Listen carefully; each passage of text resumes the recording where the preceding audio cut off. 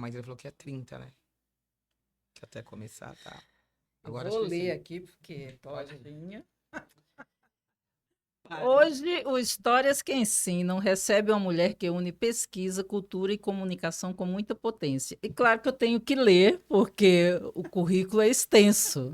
Claudinha Alexandre, paulistana, mulher negra, jornalista, escritora, doutora, mestre e especialista em ciência da religião pela PUC São Paulo. E atualmente, viu, dona Meg, pós-doutoranda em antropologia social na USP. Claudinha pesquisa expressões culturais afro-indígenas, ancestralidade e matriarcado nas religiões de matriz africana, no samba e nas escolas de samba. E é vencedora do Prêmio Jabuti Acadêmico em 2024 e 2025. Ufa! Que currículo, hein? Esse currículo é invejável. Mas tem mais, tem Tem mais mais. ainda? Seu Ah, livro, não. seu livro Exu Mulher foi tema enredo deste ano da Escola de Samba Pérola Negra, em São Paulo. Aliás, campeã do grupo 2. Claudinha, que honra ter você aqui. Ah, olha, assim, é uma honra ser convidada por vocês, duas mulheres pretas potentes, abrindo, né, o microfone para a gente falar das nossas questões. Conheço muito o trabalho das duas maravilhosas, Francisca, Cris, doutora, que nos dá muito orgulho também. E eu acho que é isso, é a gente juntar, né, nossas lutas, né? Não vamos glamorizar, Sim, né? sim, A gente sim. juntar as nossas lutas, nos fortalecermos, e eu acho que é isso. E eu quero agradecer de vocês terem lembrado. Quando eu recebi o convite, eu falei, claro, vamos apertar, mas eu vou Ah, que sim. bom, que bom. É uma honra, tá? Obrigada, meninas. Cláudia, o nosso programa, na verdade, é o que você falou, a gente não vai só, né, não é só glamour, né, a gente quer contar a vida e realmente histórias que ensinam, né, esse é o nosso objetivo, que as pessoas que estejam nos assistindo, nos ouvindo, pensem, nossa, essa frase me tocou, nossa, eu não tinha pensado em fazer isso desse jeito. Então, assim, essa é a ideia do programa, né, Meg? Vamos... Na verdade, Claudinha, muito obrigado. Uma honra estar com você, né? Uma Ah, mulher forte, imagina. uma mulher preta, que é guerreira, que é inspiração. E por que história que ensinam? Porque as pessoas têm que se inspirar em histórias para melhorar a vida, para mudar aquilo que ela almeja, que ela deseja. E a sua história tem uma peculiaridade que eu acho que as pessoas têm que saber. Isso tem que ser contada pela Claudinha. Porque assim, sempre alguém escreve, né? Você é jornalista, sempre alguém escreve a sua história. Mas é a Claudinha contando o que ela é realmente. E isso vai trazer para a pessoa aquele foco, né? Olha, Claudinha tá contando, tá mostrando a verdadeira Claudinha. Oh, meu Deus. É responsabilidade. Vou abrir o livro da minha vida hoje, né?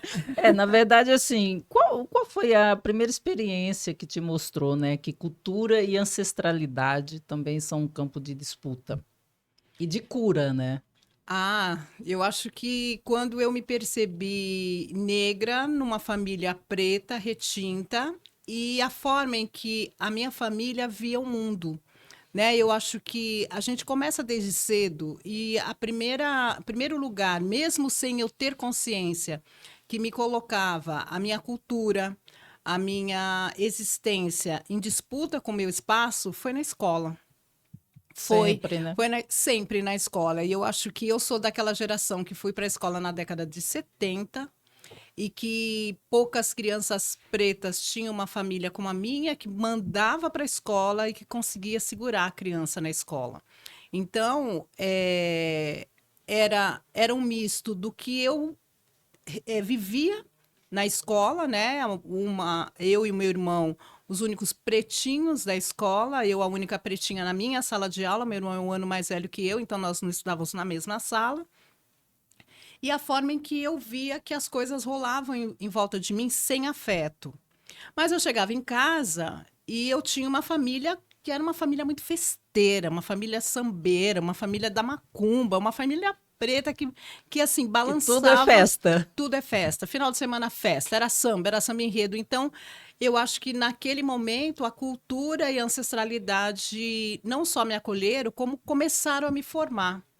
E eu fui me tocar que eu podia usar isso como um propósito de vida depois que eu saí da universidade. Eu já estava formada em comunicação social, eu já era uma jornalista. Quando eu entro no campo do samba, das escolas de samba, cobrindo o carnaval, que foi meu primeiro emprego, foi trabalhar com samba, olha só. Sortuda. Pois é, eu digo que é axé, né? A gente que vem de terreiro, a gente fala que é axé, né? Como algumas coisas estão assim Interligadas no preparadas. caminho, Assim, pode ser uma coisa muito da crença eu dizer que algumas coisas estão preparadas para você e que você não deve desistir. Porque se eu fosse desistir, porque eu estou falando que eu me deparo com essa realidade depois que eu estou formada em jornalismo, eu entro na universidade aos 17 anos, uma menina, né? Nem Com sabia o que queria Não, e direito. com toda aquela carga do racismo, eu estou falando final da começo da década de 80, onde essa discussão do racismo não ia para casa, embora a gente, né, fizesse alguns sinais de como fazer, como enfrentar a discriminação racial, e muito racismo na faculdade, que era uma faculdade de brancos, né? Era uma faculdade particular, inclusive. Uma faculdade de brancos, falando em comunicação social e jornalismo, onde uma menina preta estava ali tentando disputar. Isso aí foi o momento lugar que você entendeu, né? Que jornalismo e pesquisa que jornalismo e ia ser a pesquisa sua vida. ia ser a minha vida. Eu nunca tive dúvida. A comunicação realmente era o que eu tinha que escolher. E quando a comunicação me leva de encontro com a minha ancestralidade, me mostra que eu posso produzir conhecimento, que eu posso dar voz, né? Eu trabalhei com muitas comunidades de samba que hoje estão no sambódromo, algumas outras não estão. Estão ainda naqueles grupos de base de escolas, vamos dizer assim, que é o grupo da União das Escolas Samba Paulistanas, que é o UESP. Então, quando eu vi que tudo podia fazer mais sentido e que podia me formar e que eu podia me posicionar politicamente e dar voz e ter voz, foi aí que eu falei, olha, então eu vou juntar a minha cultura, a minha identidade com a ancestralidade. Claudinha, você falou, olha como eu me deparei na escola. Então não foi só no primeiro grau, né? Na nossa época era primeiro grau, segundo grau, universidade, Sim, sim. que hoje mudou, né? E você fala família forte, eu também venho de uma família forte, nós somos dessa época. E aí minha mãe brincava, você é a colorida da sala, porque não tinha muitos na nossa Não, época. na minha não tinha nenhuma, né? Não, na sala eu era a única, acho que você também na Sim. universidade. Como é que foi, ou no mestrado, que eu também na minha sala era a única, como é que é essa sensação de ser a única ali? Conta para as pessoas essa sensação. Só aí. emendando, o que te salva quando você se cansa, né? De tudo isso, mestrado, doutorado, pós-doutorado, o que te salva? Eu acho que o que me salva é a minha fé. Né? A minha casa era uma casa que tinha as religiões de matrizes africanas. Por que eu falo religiões? Porque tinha Umbanda e Candomblé. E o que me salvou foi essa forma de olhar o mundo.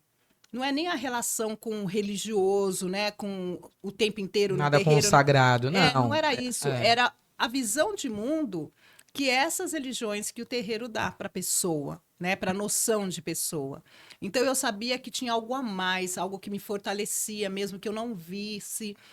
Assim, é a forma em que a minha mãe e o meu pai cuidava da gente, cuidava dessa relação com o sagrado, né? E com o samba, né? E nos colocava para frente. Então eu acho que quando eu me canso, eu olho o terreiro, eu olho os irmãos do terreiro, eu olho as festas que acontecem, as comidas que a gente compartilha. Então tem uma forma de viver que dá um respiro para gente, que está nesse lugar. E nesse lugar me faz olhar o mundo de uma forma em que eu resista. Então eu acho que o que eu pensei quando eu era a única era nessa minha casa, né? Que eu ia voltar para essa casa, que no final de semana meus primos, meus tios iam estar fazendo a roda de samba, minha mãe e minhas tias rindo, contando histórias da infância, da adolescência, da juventude, e servindo aquelas comidas gostosas para todo mundo, e a gente cantando, e meu pai colocando o disco na vitrola, porque Era vinil. era disco e era vinil. vitrola. Era vinil Eu não lembro naquela época. disso, não. Ela lembra, não foi dessa ela época. lembra. Não, imagina. Mas existiu, Imagina. existiu vitrola. Então, eu acho que é essa relação que me faz dizer, olha, era uma família preta que me dava que me sustentava nisso. Então, ser a única era resistir muito, Foram muitas dores, né? O professor Kabengele Munanga, ele sempre fala, o racismo ele é perfeito, né? Ele é um crime perfeito, porque ele te mata fisicamente, e isso é exposto, mas ele te mata mais simbolicamente. Muita gente desistiu, né?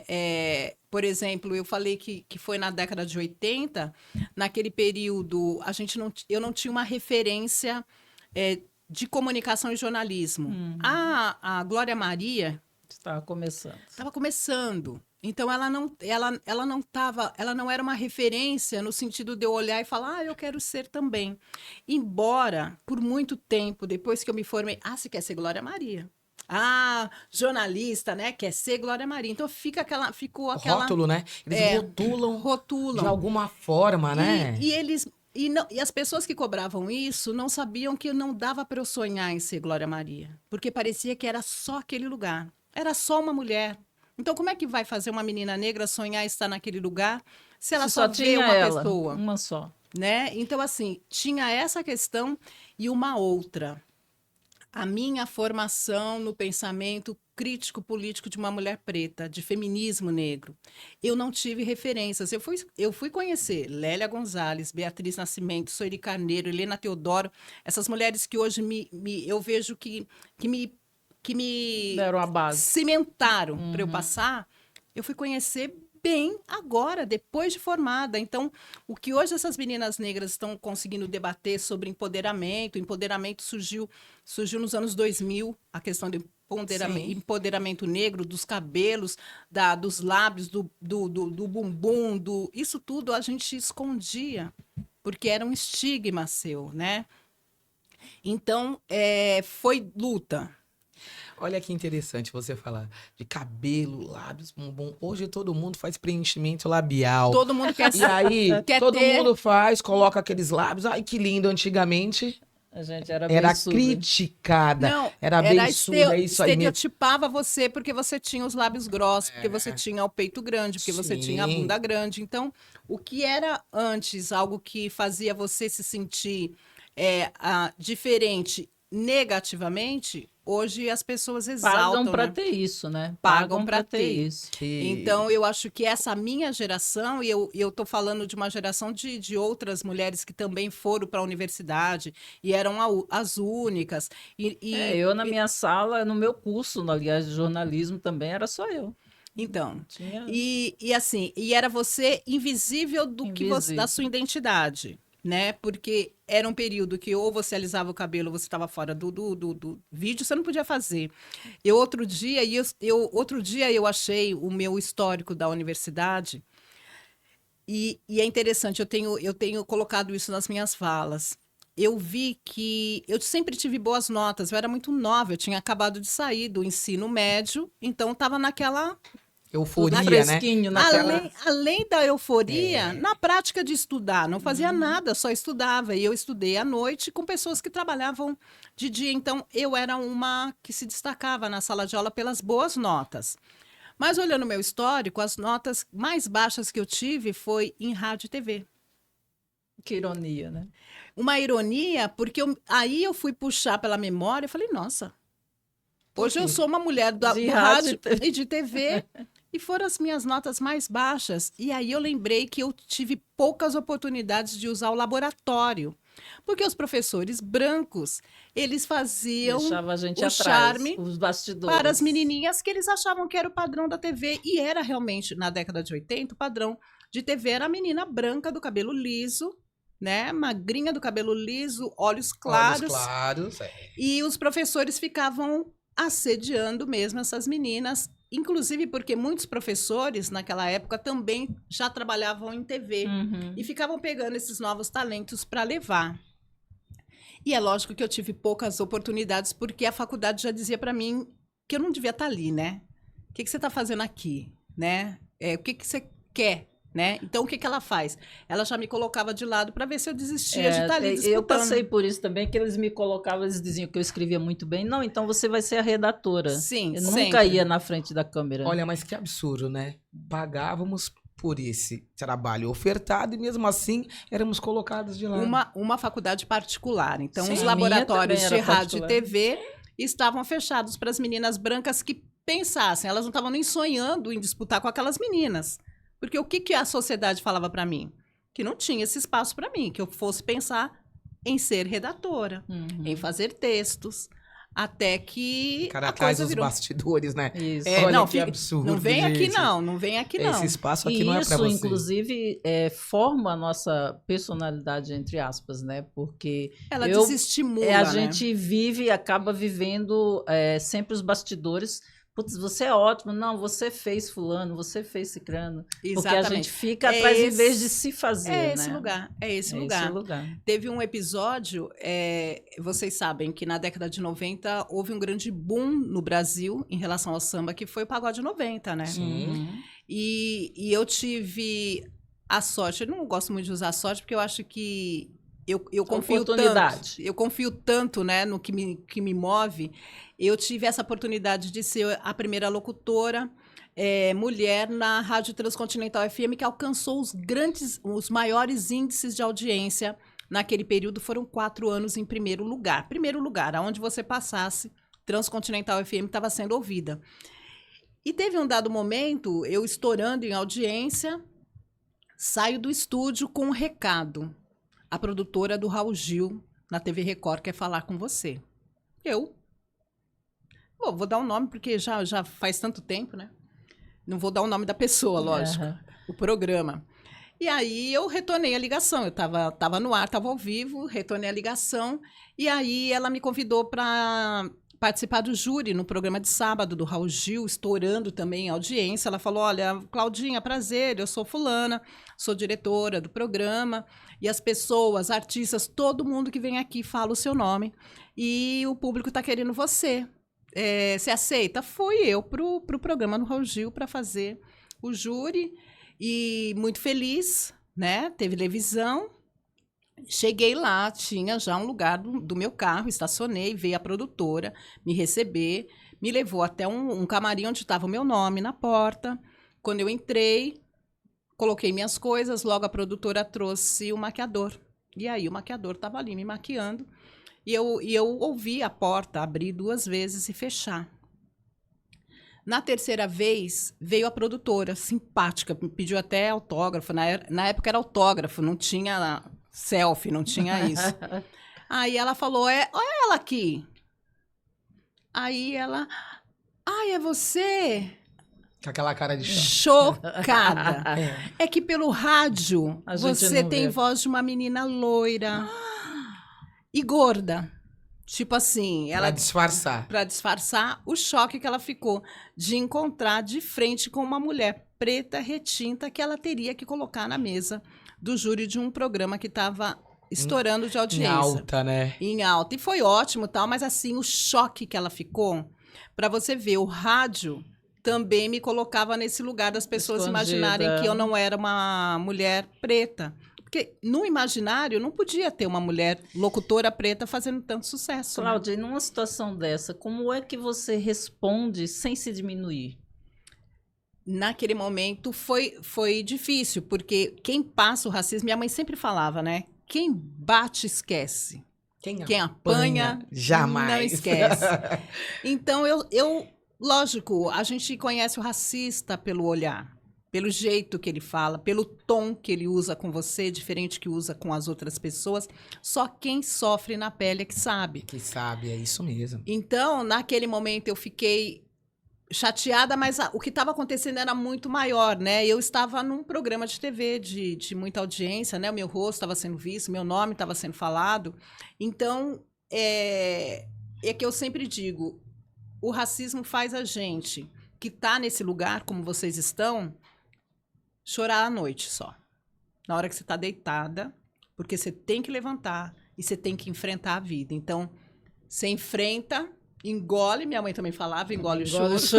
Senão você vai apanhar mais. Pois é, você engole, né? Se fortalece nas boas memórias que você tem de vida. Eu sempre faço isso. Quando as coisas não estão boas, quando eu sofro essas violências, eu sempre vou pensar em coisas boas, no sorriso da minha filha, na minha família, né? Então, assim, eu busco ressignificar, porque o racismo faz isso com a gente, né? O que você faz para enfrentar isso? O que você faz para sobreviver, né? Aproveitando essa sua fala, essa nossa conversa, qual foi a situação que você se sentiu mais aviltada, que o preconceito imperou? Que você se sentiu incomodada realmente? Foi também nessa época. Engraçado que eu digo, quando eu encontro os meus amigos do samba, né? Falo assim, olha, eu tinha um amigo que chamava Reinaldo que ficou conhecido como o príncipe do pagode aqui. Um amigo São muito Paulo. gostoso, Ai, né? delicioso. Um querido amigo que nós tínhamos. Ele falava assim, Claudinho, o que você prefere, sucesso ou prestígio? Porque sucesso é fogo, todo mundo quer. Agora, prestígio, pouca gente tem. E quando ele falava que o sucesso era difícil, eu dava razão para ele. Num determinado momento, também ali na emissora, a emissora começou a crescer demais. Ela vem de um projeto bem pequeno e ela estourou, né? Estou falando da década de 90, porque ela teve a trajetória dela depois. Mas chega a galera do marketing, da publicidade. E eles foram fazer um projeto de sustentação de marca. E aí veio a ideia de fazer um outdoor. O outdoor com os locutores, né? Com os locutores que tinham maior audiência. E o outdoor com a minha foto foi recusado pela equipe. É lógico que eu fiquei sabendo depois. Mas numa reunião em que propuseram fazer um outdoor com a imagem dos locutores que faziam mais sucesso, na época a gente tinha um programa chamado Transconexão, e era uma dupla, eu fazia com outro locutor, e aí negaram colocar a gente no outdoor da emissora. E nesse momento, qual foi a decisão que você tomou? Você deve ter tomado alguma decisão, né? Eu comecei a ficar atenta, porque as coisas tinham mudado, né? Havia muito faturamento, a rádio realmente ganhou um monte de sucesso. Eu comecei a ficar atenta e não demorou muito. Eu fui até a sala do dono da rádio e falei para mim, para aqui. E foi um choque, porque ele falou, nossa, você tá no auge do sucesso, você nunca mais vai ser Claudinha Alexandre. Eu ouvi isso do dono da rádio. Você nunca mais vai ser Claudinha Alexandre em nenhum lugar. E eu continuei sendo Claudinha Alexandre. Né? Eles ainda tipo assim, é um favor que eu estou te fazendo de você estar aqui, trazendo dinheiro para mim, né? Pois você nunca mais vai ser a Cláudia Alexandre. Trazendo dinheiro para mim. E aí foi ótimo, porque daí eu comecei a testar realmente o que eu tinha construído. Por isso que eu lembrei do Reinaldo agora. E aí eu vi que eu não tinha construído só sucesso, que eu tinha construído prestígio também. Porque a minha carreira foi pro alto. Eu fiz altos projetos, fui convidada para participar de muitos projetos de comunicação e a população negra. Eu pude discutir sobre essa questão que me atravessa os meus, e participar de projetos de rádio, de TV, de políticas públicas para a população negra. Eu viajei o Brasil inteiro, fui para fora do Brasil, e talvez se eu tivesse ficado na emissora naquele momento, eu não teria feito o que eu fiz. Crescido, né, como pessoa. Porque assim, o que eu sei, também, pois né? Porque eu sei dos outros colegas que estão, alguns que ficaram ali até hoje, enraizados, né? Ficaram ali presos. Pois é, e são a marca, né? E acaba confundindo. E eu não, eu fui caminhando, e aí eu vi que eu tinha prestígio. Daí eu comecei a usar o meu prestígio, esse caminhar sólido, né? Que sempre me faz lembrar o que a minha mãe, o meu pai, o que a minha família me deu. E você passa isso também para suas filhas, né? Para minha filha, sim. A minha filha. Eu gosto de conversar com ela, que ela tem aquela imponência, assim, aquela postura, né? Uma postura, assim. É o jeitinho. Que um dia eu cheguei e falei assim: você é assessora? Logo nas primeiras vezes, né? Porque eu nem imaginava que era filha da. Porque ela, tipo assim. Cuidado, aqui você não pode, aqui minha mãe, né, entendeu? E eu... É a Rubia. Né, aí eu... Até que você falou, não é minha filha, não é minha assessora. Filha. Mas ela, às vezes, ela faz parte de produção também. Sim, mas é uma postura... Ela me produz, e assim, vocês sabem, né? Rede social, Ai, ajuda a mamãe. Ai, o que eu ponho aqui? O que eu faço aqui? Rede social é com os mais jovens, não adianta. Né? Não adianta. Você fala muito de pai e mãe, você fala muito de ancestral, né? Na nossa religiosidade, Sim, você fala muito sim. de ancestral e você cultua a briga por isso, né? Você, Sim. na verdade, você louva isso, vamos dizer dessa Sim, forma, né? é isso mesmo. E o que te levou, né? Você tá falando de ancestral, o que te levou a estudar religião? O que te trouxe essa força, essa garra?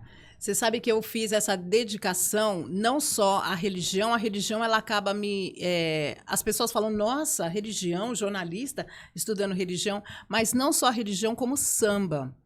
Em algum momento, quando eu fui teorizar Fazer essa junção, né? Porque assim, quando eu começo a minha carreira, como eu disse, eu começo visitando escolas de samba por conta de um grande mestre, que foi Evaristo Carvalho, que era um grande locutor de rádio em São Paulo. Ele é meu primeiro chefe no rádio e ele me coloca nas ruas para fazer reportagem em escolas de samba. E eu comecei a encontrar essa ancestralidade como eu encontrava no final de semana na minha casa. Então eu conheci os grandes fundadores de escolas de samba de São Paulo. De Seu Nenê, Seu Carlão, Seu Chiclé na Vai-Vai, Seu Juarez na Mocidade, Seu Basílio na Rosas de Ouro. Então, todos esses mais velhos que já ancestralizaram estavam no começo da minha carreira, no auge das suas lideranças nas suas comunidades. E eu percebia algo de religioso no que eles faziam. Quem é daquela época vai lembrar que Seu Juarez, da Mocidade Alegre, que hoje é uma das escolas de samba que mais ganhou título de campeã por conta de uma mulher que está na liderança, Seu Juarez saía na frente da escola de samba fumando um charuto. Sim. Ele praticamente defumava a escola até a escola passar. Defumava a avenida. Falei, pô, isso aí eu vejo no terreiro, isso daí. Quando eu ia na escola de samba Vai-Vai fazer entrevista com o Seu Chiclé, e é bom que se diga todos ranzinzas. Detestavam ficar atendendo jornalista. E ainda mulher, né? Mas aí eu tinha uma sorte, porque eles me associavam ao Evaristo Carvalho, que era super respeitado. Então, quando chegava, eles falavam, a filha do Evaristo chegou, eu era a filha. Mas aí, eu entrava na quadra da Vai-Vai, tinha cheiro de defumação. Às vezes eu olhava, tinha uma coisa assim, ali no cantinho. E aí eu comecei a fazer essa associação. Quando eu já tinha olhado a minha carreira de rádio, muitos trabalhos de TV, né, para produtoras, eu falei, não é isso aqui, eu quero alguma coisa a mais. Eu comecei a falar sobre essa relação que as religiões afro-brasileiras tinham com as escolas de samba. Foi por aí que eu comecei a passar. E aí eu vou para pós-graduação, falei, eu vou para academia, o que eu quero estudar? Quero estudar.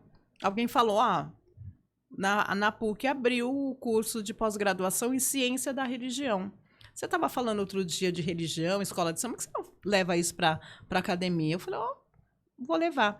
Aí eu falei, vou fazer só uma pós, porque meu texto é jornalístico, eu vou ter problema com texto acadêmico. Mas daí da pós já me convidam para o mestrado, do mestrado para o doutorado. E na pós e no mestrado eu vou estudar essa junção de religião com samba. E aí, é esse livro aqui. Aí sai o livro Orixás no Terreiro Sagrado do Samba, que eu estudo o culto de Exu e Ogum na Escola de Samba Vai-Vai. E aí é legal porque esse debate, esse livro saiu em 2021, porque depois eu lanço em 2023 o do doutorado, foi em 2021. Quando foi em 2022, a Grande Rio vence o carnaval, colocando o Exu como um enredo. Então, assim, fazia 90 anos que o carnaval das escolas de samba do Rio de Janeiro tinham sido oficializadas e Exu nunca tinha sido um enredo de uma escola principal no Carnaval do Brasil. Então, quando a Grande Rio vence o carnaval tendo Exu como enredo, aí o meu livro começa a ter uma maior procura, um maior interesse, porque Rio de Janeiro, essa relação terreiro com escola de samba, isso daí é muito normal. Isso, inclusive, eu já ouvi aqui fazendo a cobertura do Carnaval de São Paulo. Agora, escolas de samba de São Paulo tendo essa relação estreita com o terreiro, ninguém tinha estudado. E a partir dali o livro começa a ter um maior valor visibilidade, maior, né? uma visibilidade maior. E principalmente porque a partir de 2022 a Escola de Samba Vai-Vai ela perde a quadra na Rua São Vicente, destrói-se tudo que o livro conta. Então isso daqui também é uma memória do que foi a Escola de Samba Vai-Vai no Bexiga. Então eu acabei, né, atirando no que não vi, atirando no que vi, acertei no que não vi, porque daí eu vou falar dessa possibilidade desses orixás estarem festejando nas escolas de samba na Avenida, e também essa memória do que era, do que foi o Quilombo Saracura, o que foram aqueles negros no bairro do Bexiga, que é dito em São Paulo como um bairro italiano, e é um bairro negro que teve um quilombo, o único quilombo da cidade de São Paulo, da capital de São Paulo, e não está na história da cidade de São Paulo. Então, olha que absurdo. quando você procura Quilombo Saracura, os levantamentos e os registros sobre a história do Quilombo Saracura são muito recentes, só aparece por conta do problema que aconteceu na Vai-Vai. Claudinha, o que esse livro, o seu primeiro livro, né? Vamos falar do primeiro e depois do segundo. Na verdade, é o Tem terceiro outro, livro. terceiro. Esse é o terceiro livro que eu escrevo, e o da tese de mestrado, Exu Mulher, é o quarto livro. Mas o que eu digo, o primeiro que estourou e teve visibilidade. Não deixa eu terminar minha frase. Tá certo. Mas, na verdade, são 4. O que esse livro trouxe de bom na sua história de vida e na vida das pessoas? Na vida das pessoas é difícil falar. Eu vejo pelo impacto por conta dessa história, de que não existe mais o que eu conto no livro. Algumas pessoas já não estão mais entre nós. E tem uma história registrada que as escolas de samba de São Paulo não têm ainda. Então, se você for falar, olha, tem livro da Rosas de Ouro. Então, assim, algumas pesquisas acadêmicas você vai encontrar. Agora, Mas o livro registro... que registre os personagens. Então, esse é o primeiro livro que aparece. Na verdade, o segundo que eu faço sobre a Vai-Vai. O primeiro eu faço com um grupo de amigos, eu coordeno. A convite do Tobias da Vai-Vai, a gente lança um livro em homenagem aos 70 anos da escola.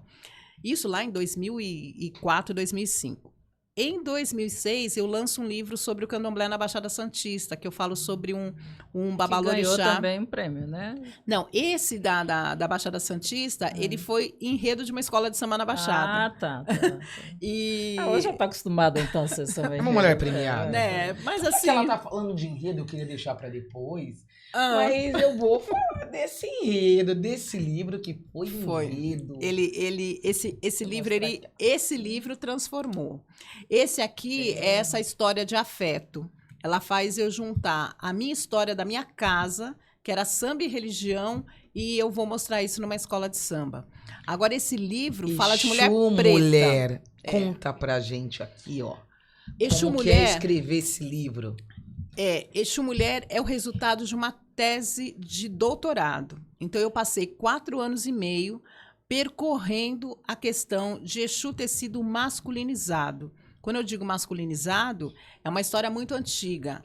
Muitas pessoas que estão na religião agora, que estão na religião há 100 anos, por exemplo, não tinham ouvido falar dessa história, porque essa história é uma estrutura racista, assim como a sociedade brasileira. Só que isso começa em África.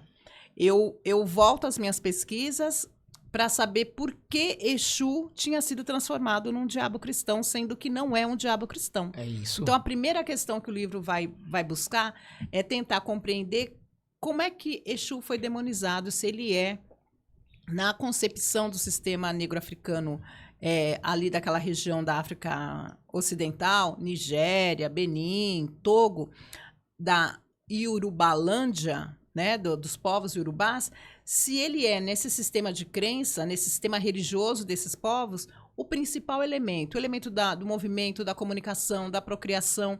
Exu é responsável pela sexualidade, fertilidade, pela fecundidade e pela união dos entes, Então, masculino e feminino. E ele não pode ser só masculino. Ele, na verdade, ele tinha essa representação e essa ideia no século 16, pelo menos, quando começam os registros. Eu encontro escritos de viajantes, exploradores que chegam naquela parte de África, depois de já terem explorado a parte da África Central, eles chegam naquela parte de África e começam a escrever o que eles encontram das práticas rituais daqueles povos para dizer que tinham encontrado o diabo cristão. Então, eles vão dizer que aquelas práticas que aconteciam, elas eram demoníacas e que havia um elemento que eles chamavam de Exu, de Leba, e que era representado por figuras masculinas e femininas. Só que eles deliberadamente destroem essas descrições do feminino, até porque era uma invasão patriarcal também em África. Então, eles destroem, depreciam essas figuras femininas e passam a descrever só o masculino. Eu estou falando do século XVI, Sim. que significa que quando esses negros são trazidos para o Brasil, esses negros que vão fundar o candomblé de culto ao orixá, ele já vem demonizado. E aí é toda uma pesquisa, o livro tem 460 páginas, mostrando como Exu, não que ele foi transformado em masculino, ele era masculino também, ele não era só masculino. E é isso que a pesquisa vai mostrar. E aí eu vou chamar essa parte que fica destruída, feminina, né, dessas descrições do feminino, eu vou chamar de Exu Mulher. Né? Esse Exu Mulher é realmente um nome forte, é um nome... Impactante.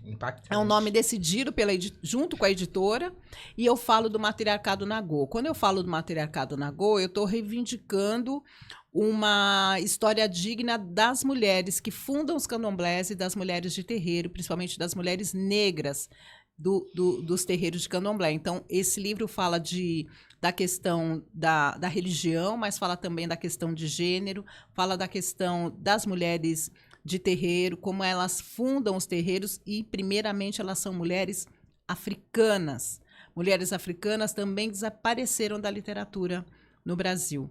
Então, você não tem muita informação de mulheres negras naquele período, valorizados, né? Informações dignas da existência daquelas mulheres, e mulheres africanas praticamente apagadas. Mas são elas que fundam os primeiros terreiros de candomblé no Brasil. Como é que é ser enredo de escola de samba e ganhar o carnaval? Ai, uma loucura. Sabe por que foi uma loucura? Porque quando o carnavalesco Rodrigo Mainers me ligou para pedir autorização para usar a minha pesquisa, o enredo foi a minha pesquisa. Sim. E aí, quando ele pede autorização, e é lógico que eu autorizo, e aí eu fico pensando, falei, gente, eu tinha falado para mim mesma que eu ia parar de falar de escola de samba e ia falar só de religião. Aí o livro de religião me leva até a escola de samba. Para a escola de samba. Te transporta para... E não só isso, eu vivi tudo que eu fazia das reportagens, que eu narrava no período de desfile das escolas de samba, eu vivi a preparação dos enredos que tanto eu narrava. Eu conversava com carnavalescos e, de repente, eu estava conversando com um carnavalesco e estava fazendo um enredo inspirado na obra que eu escrevi. Foi incrível, foi uma das maiores experiências da minha vida, porque eu tive um carro alegórico, né? E era engraçado quando eu ia na reunião com a escola, tem um carro alegórico da autora. Aí eu falava, nossa... Ai, como eu sou importante. A autora sou eu, né? Levei a família, levei todos os amigos, liguei para Francisca. Aliás, obrigada pelo convite. Liguei para Francisca. Não liguei para você, liguei para Francisca. Foi excluída? Não, você não foi excluída. Tá vendo, Francisca? Não Na tem próxima problema. você Mas vai ser não tem convidada. problema. No próximo enredo você vai estar. Com certeza. Mas a Francisca foi convidada. Eu reuni pessoas também que estavam mais próximos dessa história, as jornalistas pretas. Sim. Então, quando ele falou, olha, esse é o seu carro alegórico, você tem uma quantidade de convidados no carro, quantidades no chão, e aí tudo ele me ligava, mas eu não precisei aprovar nada. O Rodrigo Mainers, que hoje está na Mancha Verde, inclusive anunciou um enredo maravilhoso também sobre mulher. O Rodrigo Mainers, ele é fantástico. Quando eu vi a escola montada, foi uma grande emoção. Foi emocionante. Então é isso. É emoção. Agora, falando do nosso tema Histórias que Ensinam, eu queria que a Francisca fizesse 3 perguntas para você aí, Francisca. Eita, pinga fogo agora. 3 coisas que acho que as pessoas vão tirar para si. Uma coisa que você aprendeu na dor. Eu aprendi na dor que a dor, ela nos ensina a resistir. O que eu aprendi com a dor é que desistir não é uma opção, né? Que a dor sempre vai vir. E eu aprendi a me prevenir também da dor, né? Tem lugares que você sabe que é melhor você não ir. E se você for passar pela dor, você se prepara para enfrentá-la. Tem lugares que você tem que pensar se vale a pena, se está doendo, pensa 2 vezes. Pensa se é aquilo que você quer. Porque, assim, a dor, você tem que superá-la, né? Ela vai passar, ela vai ser curada. E eu acho assim, ela sempre vai te ensinar. Então, o que você quer que aquela dor te ensine? É isso que eu penso. Uma coisa que aprendeu no amor. Ai, no amor... Ai, é melhor. Ah, que delícia! O amor, ele ensina você a olhar o mundo de uma forma melhor. E o que eu aprendi com o amor é que ele tem que sempre estar no meu caminho. Se não tiver amor, não tem sentido para mim. E agora, o que você aprendeu, uma coisa que você aprendeu no axé e com ancestralidade? Ai, com axé, com ancestralidade, eu aprendi que eu não ando sozinha. Ai, eu gostei dessa resposta. Eu não ando só. É sobre isso. Vamos Tá. terminando, Bom, né? vamos terminar. Claudinha, obrigada por você transformar a pesquisa em ponte. Eu escrevi isso porque depois que eu vi lá a sua biografia, eu falei assim, e a Cláudia, na verdade, é uma pessoa que eu admiro muito. E Eu também. eu batalho muito para trabalhar perto dela, sabe? A gente já fez trabalhos muito legais, fizemos né, trabalhos, Francisca? mas assim, deu Cláudia, por favor, né? Então, e eu acho que nisso eu aprendi com você que você faz só o que você realmente acha que Aquilo não vai que ela te trazer acredita. dor. E que Mas eu vou aquilo que ela entregar. acredita E quando também. não A vai Claudinha, trazer ela tem essa dor. personalidade. Mas assim, não foi difícil. Antes de você falar, Francisca, eu queria falar da Francisca. Cris, eu tenho... É lógico, a gente admira caminhos, né? Então, assim, admiro demais seu caminho. Como mestra, como professora. Quando eu cheguei, você perguntou da Michela, que é minha prima. Aliás, são 3 primas, então eu tenho que falar da Michela, da Camila e da mãe delas. Por favor. Que é a Sueli, as Alexandrinas. E da Rubiá, minha filha, porque a gente já falou dela. Mas eu admiro você porque você foi para a universidade, você também dá fala, você defende, você passou por questões que você deu a cara e falou que você estava passando. E eu aprendo muito isso com você. E aí eu quero falar para a Francisca também, porque a Francisca falou, a Cláudia também, né? Mas assim, a Francisca tem muita postura. A Francisca é muito séria no que ela faz. Então, eu acredito nos projetos. Quando ela falou, Cláudia, vamos pro meu podcast, mas eu não tenho dúvida, porque a Francisca também é uma profissional muito admirada no jornalismo e ela já trabalhou em outras áreas de jornalismo, ela já teve empresa de assessoria de imprensa e os projetos que ela fez e com colegas minhas também eram sempre de muito profissionalismo, né? Então, eu também estou muito orgulhosa de estar aqui com vocês. Eu falo que ela é uma potência, eu sou suspeita, né? Porque toda vez, eu vou ficar, olha. toda vez eu enalteço essa postura da Francisca. A Francisca é uma profissional que tem postura. Então, isso, todo o programa eu falo para ela, Francisca, você tem uma potência que você desconhece. Eu acho que ela conhece. Ela esconde. Ela tem muito aí dentro, tem muita coisa. Eu acho que o que a Claudinha faz é mais do que estudo, né? Ela é uma pessoa que realmente eu admiro, independente de estar na sua frente ou não. Já tivemos, você já me falou muitos nãos, eu também já te falei muitos nãos, né? Em porque, assim, projetos, quando tal. a gente podia, Mas podia. agora eu isso. entendo que porque vai ter a dor, não vai, né? Exatamente. Como é Esse que vai lugar ser não me aqui? cabe e tal. Não. Como é que eu vou me posicionar depois, a e eu postura que eu vou adotar? Não, melhor. e alguns trabalhos não era só a Francisca, né? Então, Sim, assim, eu existe tenho que junção pensar, de pessoas, né? tem que pensar se nesse momento eu vou até ali, né? Do que eu vou ter que abrir mão, porque a gente está sempre fazendo coisas, né? Então, quando chega convites, propostas, tem que saber, olha, eu entrego, não entrego, vai ser seguro né? Eu parar esse daqui, me dedicar tanto, então...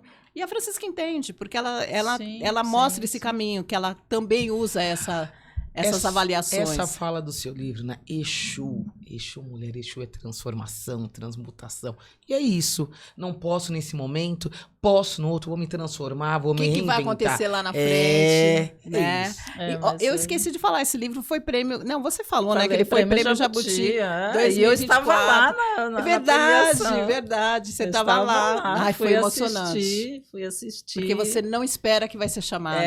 Eu fui lá assistir a entrega do prêmio, não perdi. E ela nem sabia que Burradíssima. que ia ter prêmio, né, Francisca? Bom, dona Meg, mais alguma coisa? Não, né? Eu acho que eu queria que a Claudinha deixasse uma frase aí para as Antes pessoas. da Cláudia né? deixar uma frase, que eu quero encerrar com a frase da Cláudia. Aham. Então, eu queria dizer o seguinte, para você que está assistindo aí, pega uma frase de tudo isso que a gente conversou e pensa na tua vida, repensa o que você vai fazer, que decisão que você vai tomar. Se Começar a pensar na dor e Se evitar, reinventar, como evitar, né? né? Então, eu acho que é isso.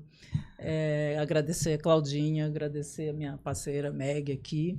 E Meg, agora você encerra com ela. Olha, Claudinha, é sempre bom, eu sempre falo isso pra você, né? É sempre bom estar com você, é sempre uma honra, é sempre divertido trabalhar com você, né? Com a Francisca eu nem vou falar nada, porque é minha parceira de trabalho, eu sou fã da Francisca, né? São muitos Obrigada. anos aí trabalhando junto bom. e eu sou fã dela.